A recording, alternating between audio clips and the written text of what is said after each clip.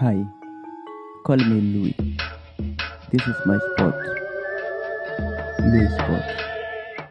I came to this subject before I was 10 as a Baptist Sunday school teacher. I wanted to teach junior class in Sunday school, so I learned to read very early. What baffled me from the beginning was the Bible itself. I could not find my people in a book that's supposed to be about all mankind. And what called my attention to the neglect of Africa was the Sunday school lessons with all those white angels. And when they said God is love, God is kind, God is no respect of kith or kin, I kept wondering, why didn't he let at least one or two little brown or black angels sneak into heaven? So I began to suggest that somebody else had tampered with God's book in favor of somebody else, and that the Bible to a great extent was a rationale for European domination, but had been used as such. Then, coming to, after leaving Georgia, after a white man that I'd worked for, if he's alive today, he's a liberal with a capital L. His name was Gagsteiner. I asked him about some books on the African people in ancient history. And in the language of the South, he let me down slow. He spoke kindly. He said, John, I'm sorry that you came from a race that's made no history. But if you persevere, if you obey laws and study hard, you make history someday, and you personally might one day be a great Negro like Booker T. Washington. Booker T. Washington was the one thing whites approved of at that time. All right, while doing chores at a local high school, holding the coat and the books of a recitalist, I opened a book called The New Negro, and I found an essay by a Puerto Rican of African descent, Arthur Schomburg. The essay was called The Negro Digs Up His Past. Now I knew I was not only older than slavery, I was older than my oppressor. And my oppressor was the last branch of the human race to enter that arena. Mock civilization. Don't get mad, get smart. Prove me wrong. Now, in the old Harlem History Club, under Willis and Huggins, long since dead, John Jackson, who died only a few years ago, and we had to take up a collection to bury him. Charles Seifert, J. Rogers, under all of these teachers pointing me to good material, and Arthur Schomburg telling me, go study the history of your masters. Study the people who took you out of history. Then you'll understand your history.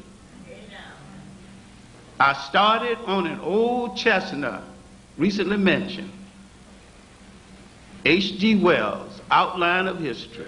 It is still worth reading.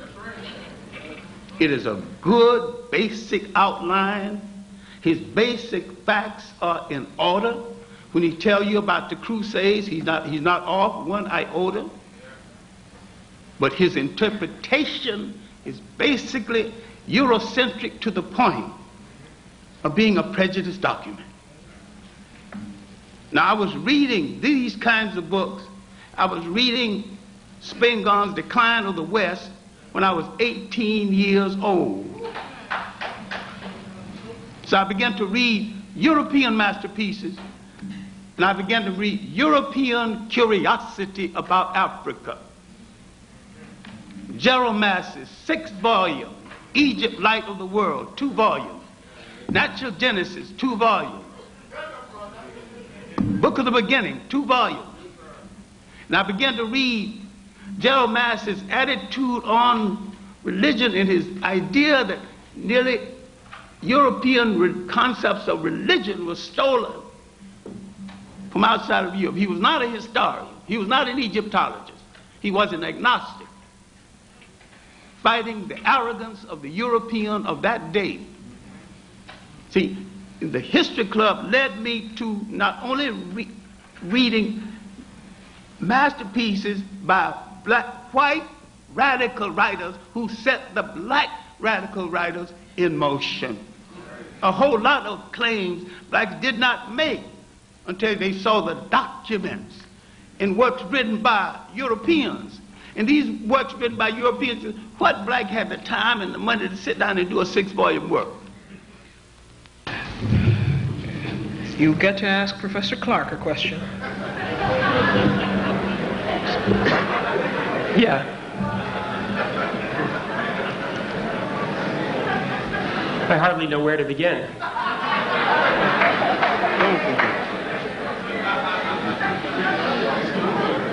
One thing I'm curious about, I had a quick look actually at the introduction to the second edition of Bradley's The Iceman Inheritance, a very interesting book with a lot of interesting hypotheses about the origins of cultures and civilizations.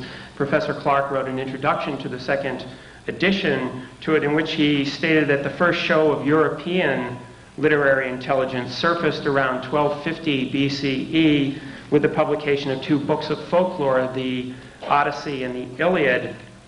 And that struck me as somewhat curious because, in fact, as far as most scholars seem to be able to tell, the Iliad and the Odyssey were composed actually orally and didn't reach a literary form, if you mean by that a written form, until probably the 6th century BCE in Athens. There are obviously texts from Mycenae and Crete and elsewhere with real Greek in a literary form from before 1250, in fact going back probably to 1600 or so. But this has significant implications for the idea which some scholars have put forth that Egyptian language was deeply influential on the first form of Greek that we have, that is the Linear B tablets. So I'm awaiting the question. That is my question. Professor Clarke has stated that this is the first form of literary intelligence that surfaced around 1250, and in fact it did not, and I'm curious how he is maintaining that. All right. It is the first book, and it's a book of folklore, and we really don't know whether Homer wrote it or whether Homer was man or woman. It's the first book to become known basic to the West in a form that we could study and conjecture about, and it emerged at the time Europe was beginning to show some intellectual maturity. And if you deal with this, you have to deal with what Professor Leslie accused me of, not paying attention to historical chronology. And if she read any of my texts, any of my numerous guides and curriculars and lecture notes, you know that I'm a specialist on chronology. I know that 1 comes first and 2 comes second. But what I was trying to get across is that in the 8th century to the 12th century, so the intellectual emergence of Europe, at a time Egypt was in its 23rd dynasty and dying after nearly 10,000 years of some forms of organized society, Europe intellectually was just being born. And I further maintain that Europe in general had nothing to do with the creation of Rome and Greece, and yet the challenge of Rome and Greece created Europe, because they were scattered tribes, and the challenge of Rome and Greece brought them together, and they became a people strong enough to create a state. If anybody got any information to the contrary, state the information to the contrary. I maintain that there was no Europe. You're giving Europe credit for things that happened before the first European war. Shue lived in a house that had a window. And I'm saying that you have not read, not just Massey, Joe Massey, his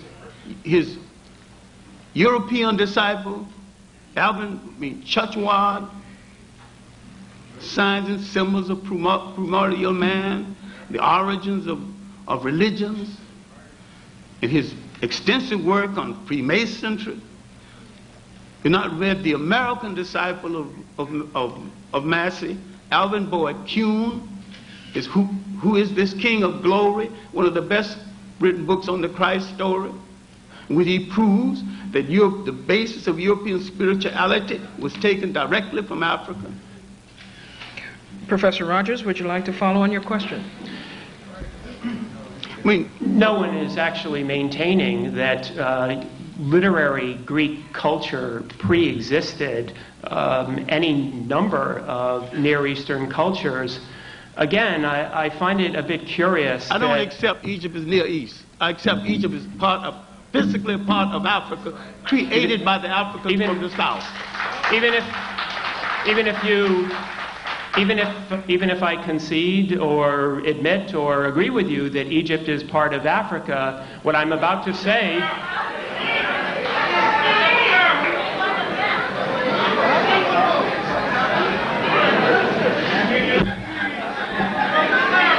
There will be order. Thank you. There will be order. Thank you very much. Do I detect some disagreement? Yeah. My point was going to be that the most recent scholarship about the genesis of those two oral epics, the Iliad and the Odyssey, points in fact in another direction to influence, and that is in fact the Hittite Empire, whose documents we can read very easily, and there may well be independent confirmation of the historicity of some form of a Trojan War in those documents. And so what I'm really asking is, why is it that we're just really looking in one direction when we're talking about the origins of Greek civilization? Professor Clarke? When Alexander entered Egypt, he wrote home to his mother and said that he at last reached the land where the Greek gods began, Apollo and Zeus. And he wanted to consult one of the great African teachers of oracles. And the oracle asked, how old is this man? He said, 32. They said, in 20 years, maybe he'll be wise enough to ask me a question that I care to answer.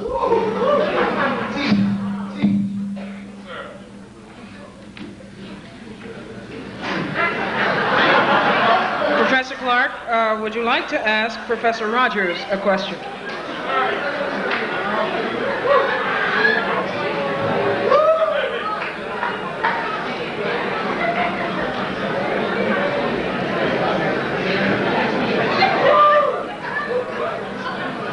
All right, we are waiting. Professor Clarke? Yes. It is your turn to ask Professor Rogers a question. My main concern is that they seem to have equated the civilizations of the Tigris and the Euphrates with the civilization of the Nile. What proof do you have that the civilization of the Tigris and the Euphrates predated the civilization of the Nile? I don't think that I said that, and I don't think that anyone maintains that. I think the Hittite Empire obviously comes at a much later period. I know very clear when the Hittite Empire came, I know what damage they did, because I maintain that every people who came into Africa, Greeks, everything from modern day English, everybody that came into Africa did Africa more harm than good. Yes, sir. Yes, sir. And that Africa owes nothing to outsiders in regard to development, because all of them declared war on African culture, war on African civilization, war on African ways of life. They began to bastardize Africa and confuse and create a kind of historical schizophrenia that the Africans had even gotten rid of to this very day. And they created whole words that did not previously exist, like Middle East. Middle from what?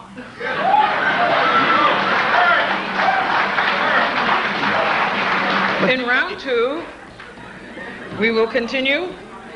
Professor Clarke, you will ask the first question in round two of Professor Mary Lefkowitz. Well, Professor Lefkowitz, at your own admission, you encountered J.A. Rogers 4 or 5 years ago. J.A. Rogers didn't say he was a historian. He was a searcher trying to find the role of the African personality in world history. He worked over 50 years of his life, gave his service, died broke. What gives you the audacity to think that you can dismiss Rogers out of hand, and what gave you the maturity to think that you can judge a writer like Sheikh Anta Diop, the finest historical writer we have produced in the 20th century? Sir, deal with that.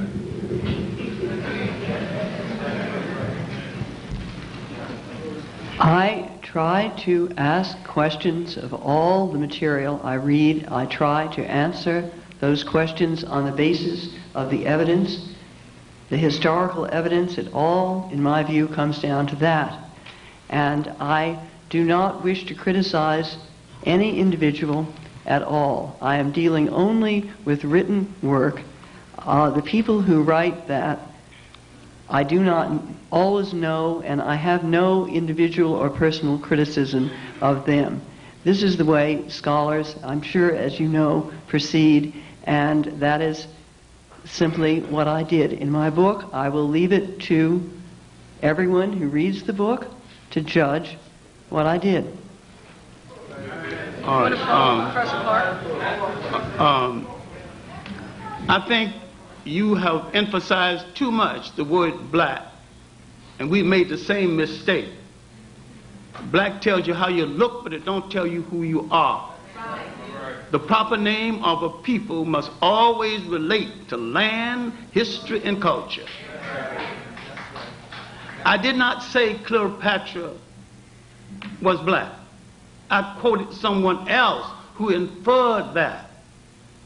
My defense of Cleopatra is not on her blackness, but on no matter whatever she was. She was born in Africa. Her manipulation of Mark Antony and Caesar kept the worst aspect of Roman rule from the backs of Africa. I defend her as an African nationalist. And that's a good defense. And no matter what she did with her wares in and out of bed, there's a whole lot of people got less for it. Professor Lefkowitz, you may ask a question of Professor Clarke.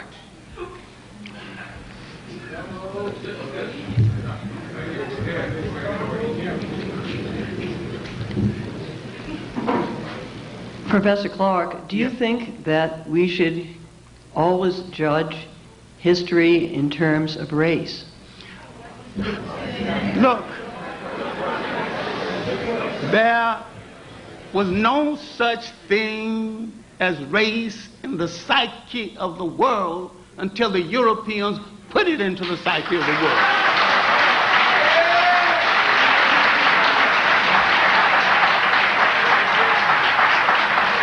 The Africans knew nothing about race and didn't think they belonged to anything called a race. And when the Africans saw the Europeans, because they have a traditional hospitality to strangers, they didn't fight them, they didn't kill, they were curious about them. And with the African explorers, especially Mungo Park, went into Africa, nobody hurt him, nobody shot at him, nobody shot any arrows at him. The Europeans went in peacefully, but the Africans heard that Mungo Park was a pork eater. Most people don't know it, but Africans were not great pork eaters, and they're not great pork eaters today. Pork was a meat you ate in certain ceremonies, certain times a year. But we were not great pork eaters before we came to the United States, or were forced to the United States. But in the United States, we had to eat the part of the pigs that white folks threw away, so we made delicacies out of it and survived. I had this argument with Malcolm X. I said, if it wasn't for the black woman making delicacies out of pig feet, pig heels, guts, chitlins, you and I wouldn't be here arguing the point. I'm afraid that you're not only a delinquent in African history, you're delinquent in African folklore. So much of our history is tied up with our folklore, but Europe has introduced words that didn't exist in anyone's vocabulary before. No one ever thought of anybody being inferior or superior. Intelligent people don't even a human being can't fall into that category. And nobody had the extensive problem the Europeans had with women, because in the period of feudalism in Europe that lasted over 1,000 years, the white woman in Europe was a vassal. Right. But the African woman has never been a vassal in that sense. If you read Sheikh Anta Diop's The Cultural Unity of Black Africa, dealing with the history of the matriarch, I mean, he's got all evidence right there that we were the first people to support a woman as head of state. We were the first people to support a woman as riding head of her army. We were the first people to make women a god.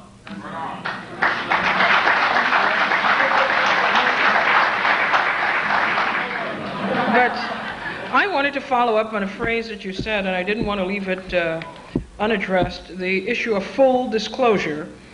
And it is to that I'd like to ask the question of Professor Lefkowitz.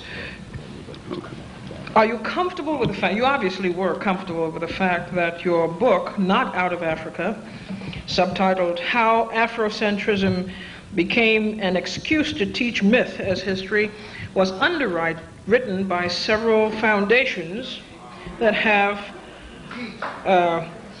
reportedly rightist leanings.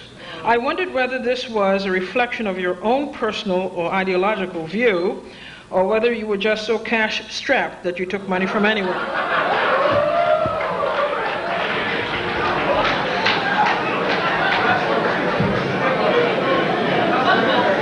No one tells me what to think, and no one tells me what to say except me, and the main financing of this book was out of my own pocket.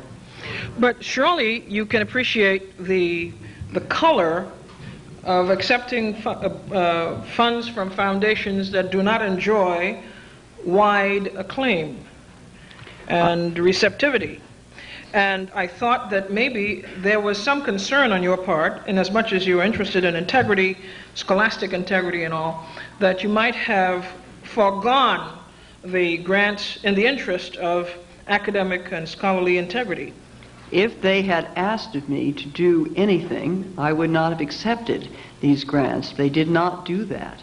Therefore, the grants did not go to me. They went to Wellesley College, which had no objection to taking the money. But still, the question remains. You have a duty, do you not, inasmuch as you are preparing work, the aim of which is to overturn the revisionism, you say, that is going on in black studies, particularly in African studies, this whole battle that you have been dealing with in terms of Afrocentricity, do you not, regardless of where Wellesley chose to accept money from, do you not, as a scholar, have an obligation to discern where this money is coming from, to see whether the source is compatible with your own views as a scholar? I did not see anything in the conditions of the grant that inhibited what I did and what I meant to do or say or think. I believe that I acted with perfect integrity. Now, you may disagree with that, and you may disagree with the aims of those foundations and other foundations, and that is what we do in a free country. Until they are outlawed, I don't see what else can be done. Well, let me ask you the question perhaps more directly. Had there been, say, a foundation to wipe out scholarship of any sort, if such a foundation were to have given money to Wellesley College, would you have found it equally acceptable to take money from such a foundation to further your work? I don't know what foundation you're talking about. This seems to be a It was a totally hypothetical unnecessary- question. It's totally hypothetical.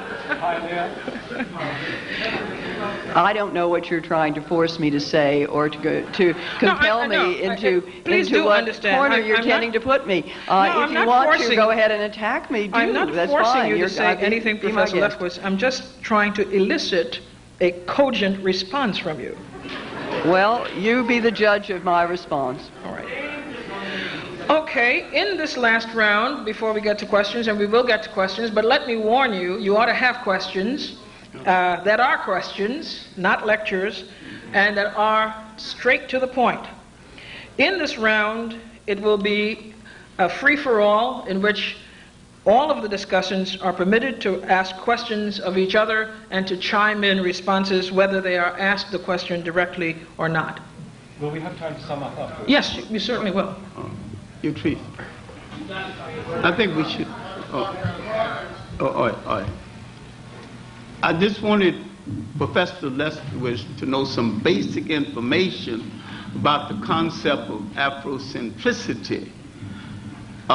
There's a lot of people who believe in the African awakening and discovering of their history and their culture who do not accept the word Afrocentricity because it's a compromise with the word African. It's either African centricity or it's nothing. That's right. And if she attacks Afrocentricity as the teacher of myth, have she attacked the nonsense about Columbus discovering America?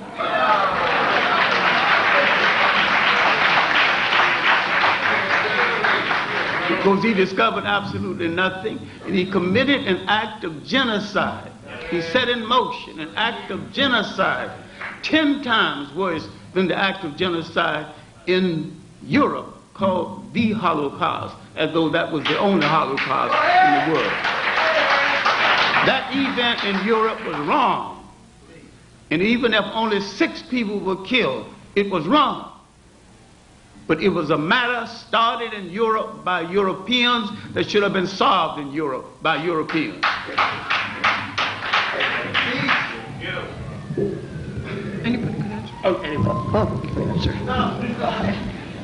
I'm sure that you're aware, as we are, that there is a spectrum of Afro and African-centric views. I'm a little bit curious what you think then of the work of Asante, who, as far as I know, does call himself an Afrocentrist. Are you saying that Professor Asante's work actually is flawed conceptually? I'm saying that all work under the guise of Afrocentrist is not perfect, but it is an earnest effort to restore Africa to a proper commentary in human history. I think Professor Asante's work is written too fast, and there's some things he hadn't checked out as well as he need to, and I think too many times Afrocentricity becomes a personality cult, but that don't mean that I'm against African people discovering their history, their literature, their place in the political science of the world. That don't mean that I have not played a role in encouraging people to write about Africans in all the societies of the world. See, your talk keeps telling me what you have not read. You could not have been asking these questions about Afrocentricity if you have not read Anacalypsis, 2 volumes dealing with the massive explosion of African people throughout the whole world. You could not possibly have read with any degree of understanding the 3 volumes, Africans in early Asia, Africans in early Europe, Africans in early America. We're not talking about no hearsay. We're talking about documents. Professor Joseph Harris's book, even the global dimensions of the African diaspora. I don't know, I mean, you keep telling me, you keep confessing your ignorance with your questions. You have not read, I'm telling you, before Afrocentricity, radical Europeans had pioneered in this work. Now, I haven't even mentioned the radical black writers that you probably have not read. Now, if you read Chancellor Williams' chapter 2 in the book, Destruction of Black Civilization, read that chapter 2 called Egypt, Ethiopia's oldest daughter. And it deals with the southern African origins of Egypt. If you read a book called Nubia, Corridor to Africa, once more you got that. Also you got the early Arab slave trade. I keep saying nobody came into Africa to do African people any good. After the Romans had disgraced themselves trying to be early Christians, the Africans thought that by accepting Islam, they could get the Romans off of their back. They were right. They did get the Romans off their back. But the Arabs replaced the Romans on their back, and the Arabs are still on their back.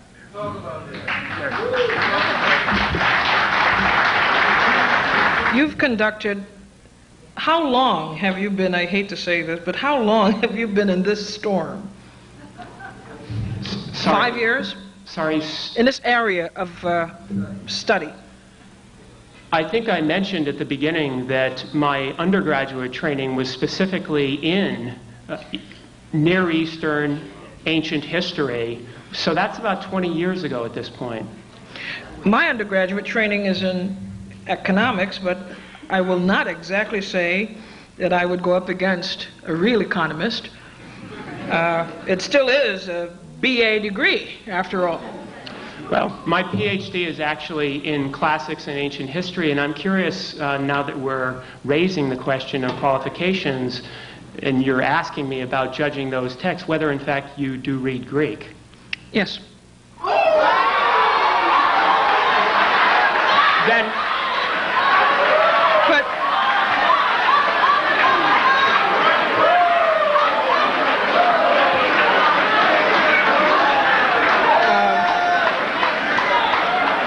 but I'm not at issue here tonight. I'm not at issue. Then perhaps you would like to tell me that when Herodotus uses the term melanchroes to describe Egyptians, what he means. I go back to my answer. I'm not here proclaiming to be an expert on Herodotus or any of the so-called Greek philosophers. But that's a Greek question. No, it's not a Greek question at all. It is a question that you ask an expert, and I am not here claiming to be an expert. I also, in case you would like to know, have a distinction in Latin, and I speak German and French and Spanish, and a distinction in English as well. So I'm somewhat literate.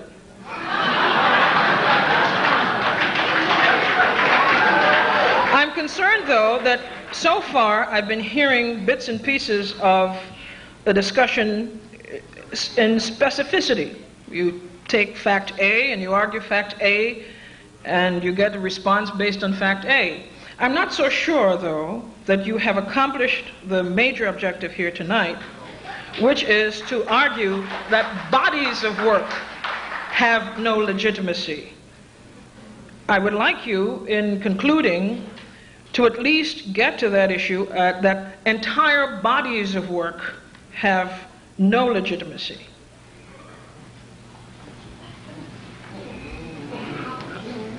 Are we getting to conclusions now? Yes. I don't know which one. All right, the order would be as follows. We'll start with Dr.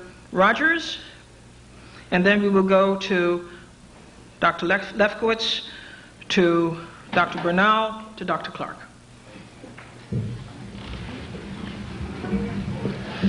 I'm baffled by that introduction about bodies of work. I don't think that that has anything to do with anything that either Professor Lefkowitz or I have said. But since you've asked me to conclude something about what we are trying to persuade people of,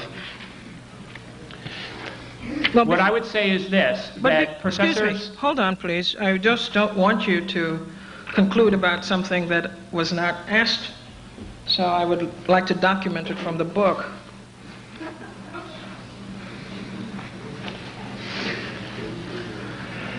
You claim, for example, and I'm reading from the cover, the back cover,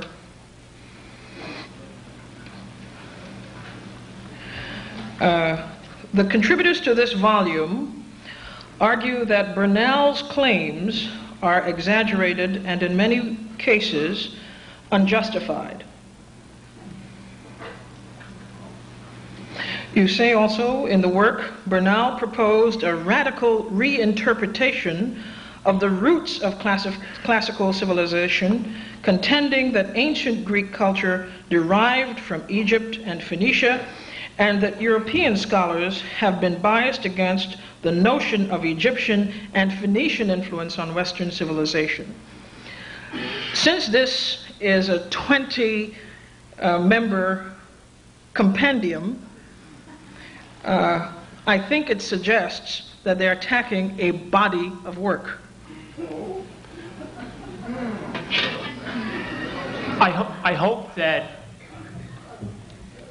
in reading the back jacket cover and our description of Professor Bernal's enterprise, that we've been fair to him insofar as what he takes his project to be about. As far as I understand it, I think it is fair. My conclusion about that has to be framed in terms of what the object of that body of work is about.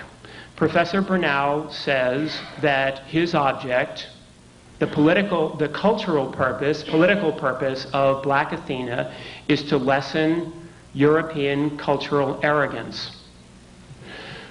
My question is, does it lessen European cultural arrogance to argue that early Greek culture was derived from Egypt and or Phoenicia? If we start out from the premise that we study Egypt or Phoenicia for what they contributed to early Greek culture, my opinion is that we are undervaluing Egypt and Phoenicia. And therefore, the project itself is, in the end, essentially Eurocentric and is its own refutation.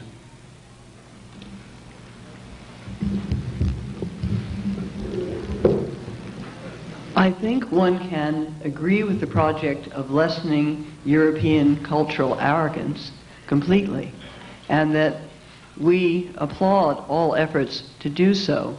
What we are concerned with is trying to establish what historical evidence shows the influence of what on what. And this is not a project which any of us here can complete at all. That many people must be involved in this, and it requires the thought and efforts of a lot of us to do it. We would like to think that it can be redone without rewriting history altogether, or without claiming that there has been a huge European cover-up of information. There is certainly true.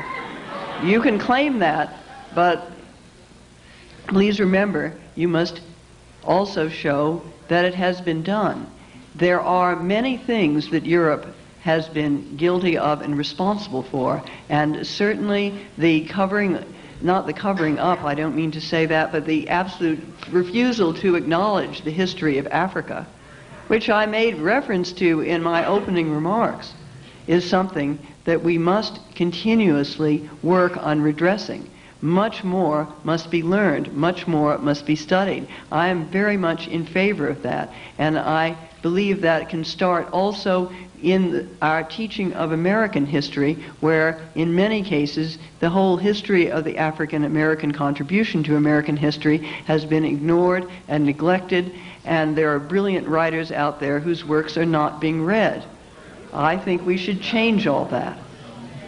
But we do not have to rewrite ancient history completely in order to do some of these important things. I would just simply ask, let us investigate carefully the degree of Egyptian influence on ancient Greece, but we must also investigate the Near Eastern cultures such as Phoenicia and the Hittites. After all, Phoenicia gave ancient Greece her alphabet. They didn't learn the alphabet from the Egyptians. It was too hard. It was easier to get it from the Phoenicians.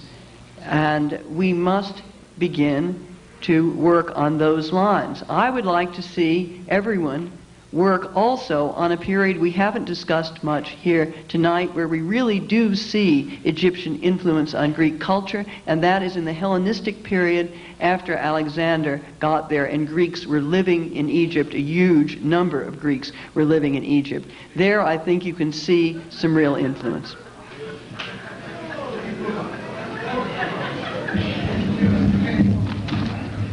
This is now the third debate that we have had, and I'm very struck by what I see as a discrepancy between Mary Lefkowitz's speech and her writing.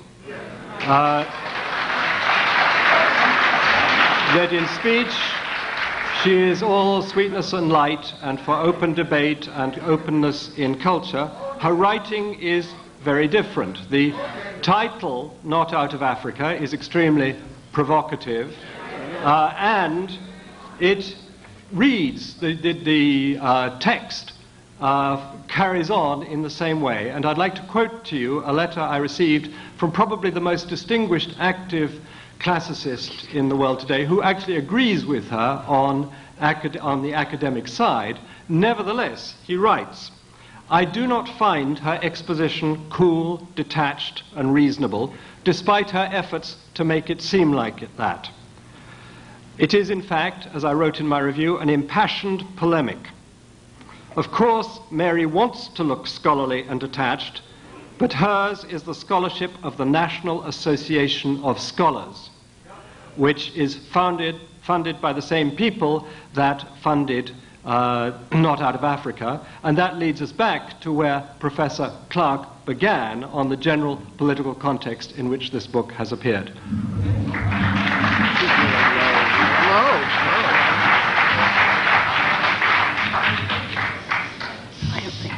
I will defend Professor Lefkowitz's innocence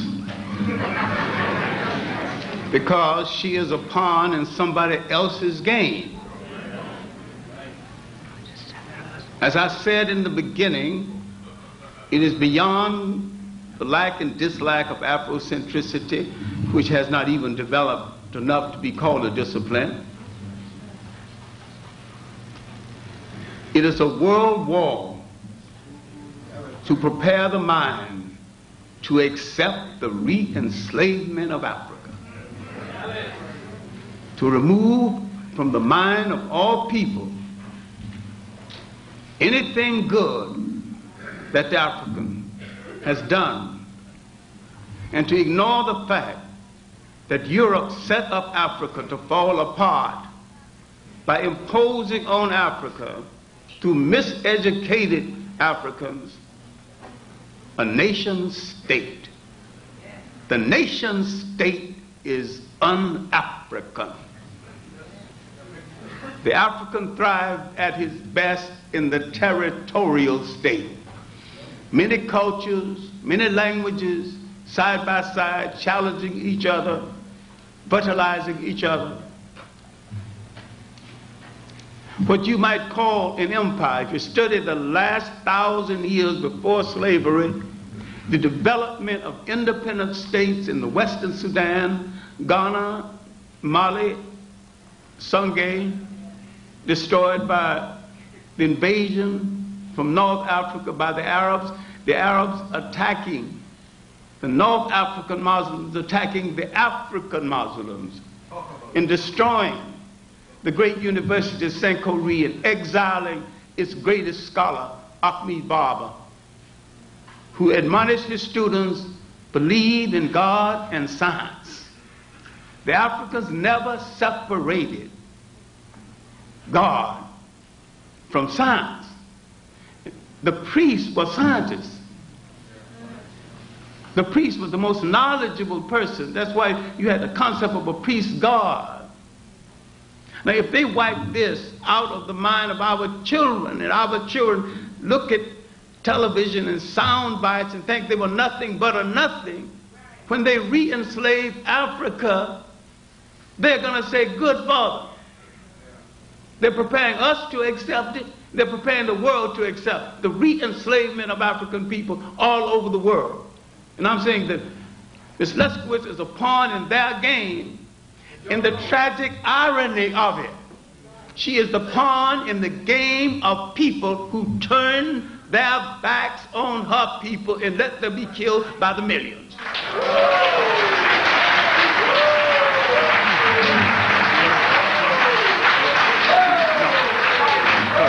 American intelligence, French intelligence, British intelligence, the intelligence of the Western world knew exactly what was happening to the Jews in Germany. We raised our voice against this in the old Harlem History Club, 1939 to the death of the leader in 1941. If you think that, if we get into the nonsense about black anti-Semitism, blacks have always had a sentimental attachment to the Jews.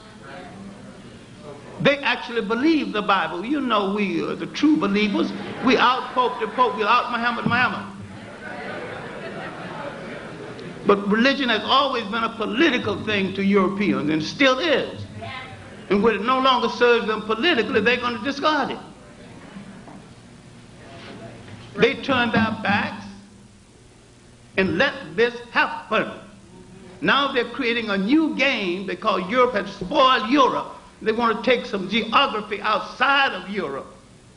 They say the people they're going to take the geography from are unworthy. They can't rule themselves. Of course, they cannot rule themselves in artificial states set up by the Europeans.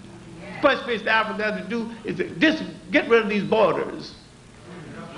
Reestablish the borders along the old lines and integrate Africans into Africa.